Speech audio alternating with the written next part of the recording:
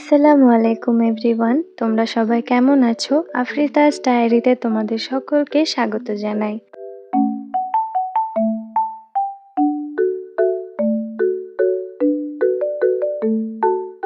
তো ঈদের দিনটা আমার বেশ ভালোই কেটেছে, শুধু আমার শরীরটা একটু খারাপ ছিল, তাই আর ভালো করে ভিডিও করা হয়নি। আর ঈদের দিনটা সবারই খানিকটা ব্যস্ততার মধ্যেই কেটে যায়, তবুও আমি যতটা পারবো আমার ঈদের দিনটা তোমাদের সাথে শেয়ার করার চেষ্টা করব।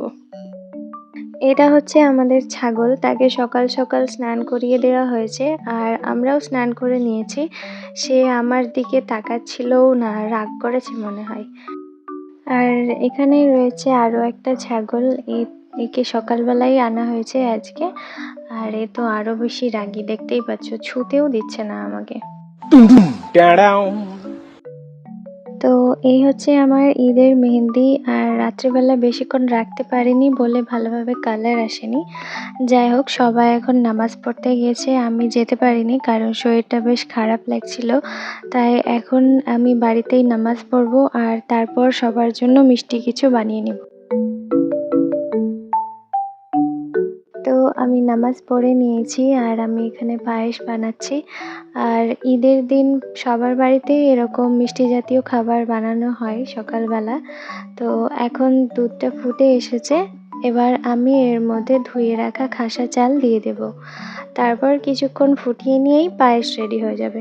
আমি কিন্তু আবার তোমাদের সাথে প্রপার রেসিপি শেয়ার করছি না, তোমরা আবার কেউ বলো না যে এইভাবেই পায়েস হয়, আমরা তো আগে জানতাম না।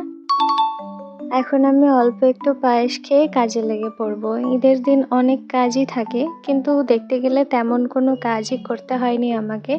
আসলে বাড়িতে সবাই হাতাহাতি করে কাজ করে নিলে সবার পক্ষেই সহজ হয়ে যায়।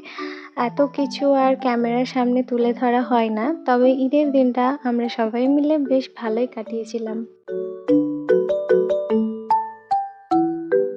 তো আমি এখানে সাদা ভাত আর মাংস নিয়ে নিয়েছি, এখন আমি লাঞ্চ করব। আর তোমরা হয়তো ভাববে যে আমি পোলাওয়ের বদলে ভাত কেন খাচ্ছি। আসলে ওই যে তোমাদের বললাম যে শরীরটা ভালো নেই, উল্টোপাল্টা অনেক কিছু খেয়ে ফেলেছি সকাল থেকে, তাই এমনিতেই অ্যাসিডিটি হয়ে গেছে। তাই এখন আমি শুধু ভাত আর মাংস খেয়ে নেব। মাংসটাও খাওয়া ঠিক নয়, কিন্তু ঈদের দিন বলে কথা, মাংস তো খেতেই হবে। এখন আমি নামাজ পড়ে জায়নামাজের উপর বসে আছি আর বাইরের দিকে তাকাচ্ছিলাম, এত সুন্দর লাগছিল। দিনটা গরম হলেও আলোটা এত সুন্দর আসছিল, ভিডিও না করে থাকতেই পারলাম না। আর এই দেখো, আমার মেহেন্দির রংটা অনেক গাঢ় হয়ে গেছে এখন, আর আলোতে তো আরো সুন্দর লাগছিল দেখতে। আমি জানি তোমরা আমার এই মেহেন্দিটা দেখতে দেখতে বিরক্ত হয়ে গেছো, বারবার এই হাত নিয়ে আমি সামনে চলে আসছি। যাই হোক, আলোটা ভালো আসছিল তাই ভাবলাম একটু দেখিয়েই দিই আরেকবার, এটাই লাস্ট টাইম, আর দেখাবো না।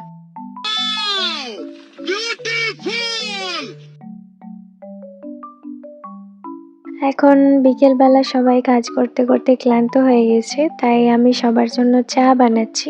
তো ভিডিও এখানেই শেষ করতে হচ্ছে, সবাই লাইক শেয়ার অ্যান্ড কমেন্ট করে দিও। খোদা হাফেজ, ভালো থেকো সবাই।